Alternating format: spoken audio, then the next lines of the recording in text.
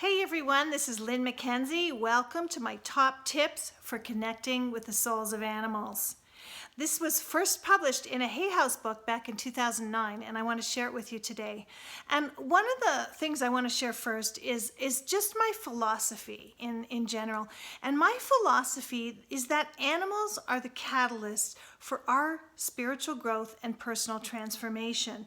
When we connect to them on a deeper level, they help us to awaken our divine gifts, our healing gifts, our psychic intuitive gifts, our animal communication gifts. And really they really awaken us to the magical realms. So that is really one of my big philosophies. So connecting with the souls of our animal companions is such an important piece. Because we are really, first of all, especially our animal companions that are on the other side, it is extremely transformative and healing for us when we can connect in with our animals that have crossed over. And it can really bring about a sense of peace, a sense of the relationship that continues on beyond the end of the physical. We do not, our relationships, the energy, the love that we share with our animal companions does not end with the ending of their physical being. So it's really helpful for us if we can connect to them in a really deep way. So it's really, it's wisdom, it's beautiful guidance, beautiful teaching, beautiful healing that they have for us and that they can share with us. So I am going to be looking at my notes today because I'm actually sharing something that was published in a book. So I want to make sure I don't get too off tangent too much. One of the things that's really important for me to say here and now is this is not reserved for the privileged few. This is something that every single person can do. It is your birthright. So don't let anyone tell you otherwise. Sometimes I'll see people posting on my Facebook page and saying, this is, not everyone has this. I have it, but nobody else does, And it's usually people who think they are privileged. I am a believer that we all can tap into the same information, that it's open to all of us. It's gifted to all of us. So it's really important that we have a strong desire and a strong intention and that kind of thing, and that we work on our belief system, we work on our thought forms, and we take action, and we do really work on practicing this, because that is really the key here. Okay, and sometimes we may need to have a little bit of a leap of faith. There's going to be other naysayers there all the time who say nobody can connect with animals. But if you talk to some of the thousands and thousands of people whose animals I've connected with over more than 25 years, you will see that it is not, it is possible.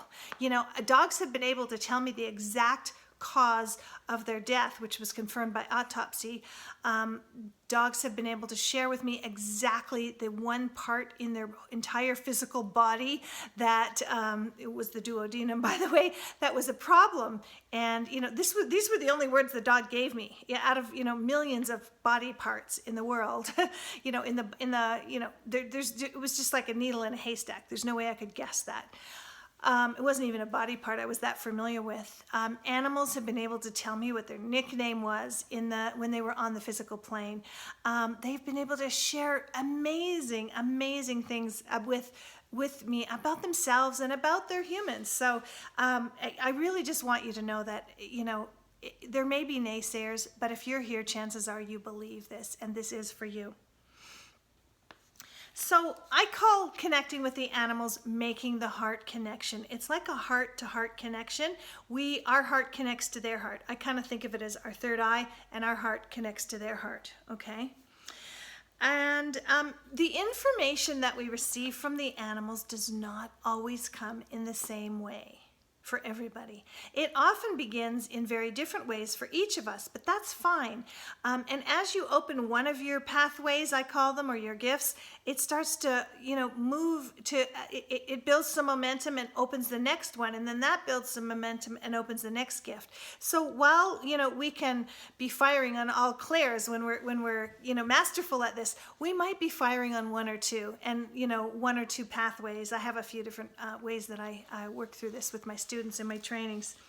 So the information from the animals can come in the form of feelings, impressions, knowings. It can come in colors. It can come in, smells. It could come in sounds. It could come in tastes. Hopefully you weren't talking to my golden retriever Jigs, because some of his tastes were pretty far off of anything I'd ever want to eat. And really, we connect with the animals by listening on the inside.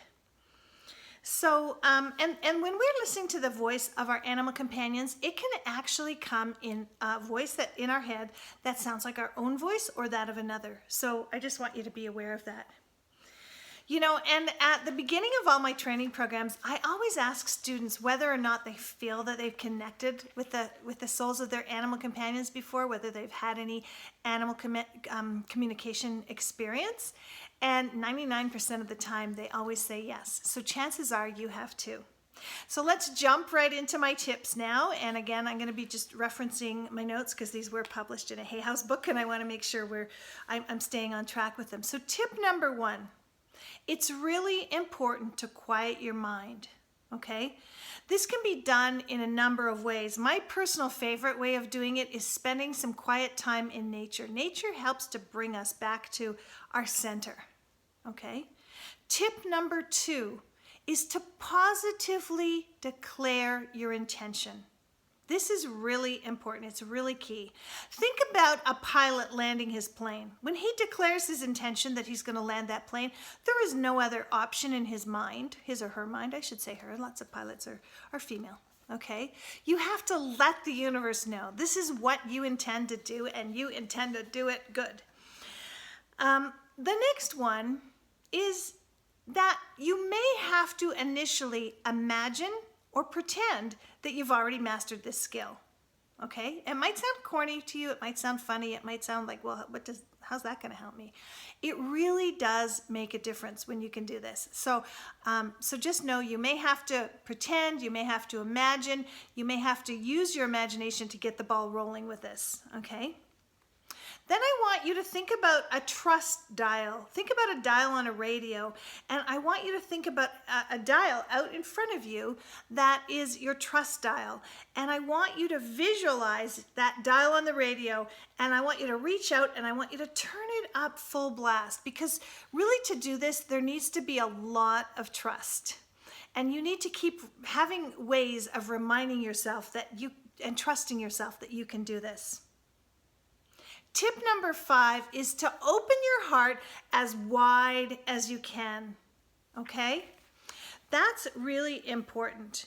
I like you to visualize a pink energy flowing out and connecting with you can feel it flowing into you from the animal and flowing out to you, connecting with the heart of your animal companion.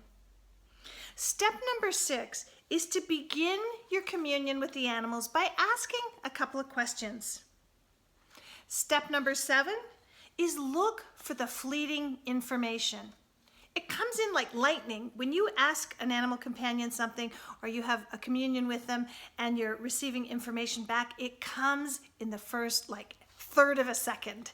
And a lot of times as humans, we discount that and we think we made that up, and then we're looking for the answer, and the animal isn't sending us the answer because they already have, and they're going, hello, get with the program. I'm miles ahead of you. This is fast stuff sometimes. Tip number 8 is to be aware that you may have to quiet that negative voice within. We all have that monkey mind, and just know that you may have to quiet it and just remind yourself that you can do this. Don't let that negative energy take over. Tip number 9, if you're feeling blocked, and I don't like this term blocked myself, but many of my students use it, visualize the blockage as an energy cloud, assign a color to it, and then literally have it dematerialize, have it dissolve into sand or dust and, fall down to the ground and have it swept away by those etheric helpers that you have. Tip number 10, if communication isn't coming easily right away, ask that it come to you over the next couple of days or week, and be open to it coming in many different forms, okay? It could even come as a song on the radio, or as a message on a billboard, or a bumper sticker, or a license plate. Just be open. It could come in any way, shape, or form, okay? Tip number 11, most importantly, enjoy yourself and prepare for information that has the potential to change your life and really advance you along your spiritual path. They usually get pretty deep with their information. Tip number 12, always express gratitude for whatever information comes your way. Even if you wanted it to be this big, fabulous, production, and it came as a little teeny weeny word at first, or a little teeny weeny feeling or knowing, I want you to have gratitude for that, because that is going to put that energy out into the universe and really accelerate it tenfold, 100-fold, 1,000-fold, so that you are going to have more communication, okay? So this process is the process you would use for connecting with the souls of animals, whether they're on the physical plane or they're on the spiritual plane. And my work over the last 25 years, has really been focused on helping and connecting people with their animal companions in spirit, and helping them with the death and dying process. So sort of like a psychic medium for animals. The guidance and teachings they have for us at this point in time are just phenomenal. They are beyond anything you could probably imagine, and they really will help you. And they'll also give you a lot of healing and a lot of peace, because you'll know that the love that you share doesn't end with the ending of the physical. So it helps to eliminate our pain, it helps to heal us, and it also helps to really help us to awaken to their teachings and guidance. So I believe our animals partner with us, as I said, to help us grow spiritually, help us to awaken our divine psychic, intuitive, and healing gifts, and to help us manifest our soul's divine mission, the greater reason why we're here on this physical plane. Their role doesn't end with the ending of the physical. In fact, this is the time it intensifies. So please be sure to try these tips with your animal companions, both on this side and the other side, to open yourself up to the wonderful wisdom they have to impart. So I look forward to hearing your comments. Please let us know how it goes. We do have a free webinar that I would like to invite you to. It's called Connect on Demand, How to Master Animal Communication, and it really gets into a lot more depth about the energetics involved with connecting with the animals, and I really encourage you to come to that webinar and learn more about this. Abundant blessings, everyone. Bye-bye.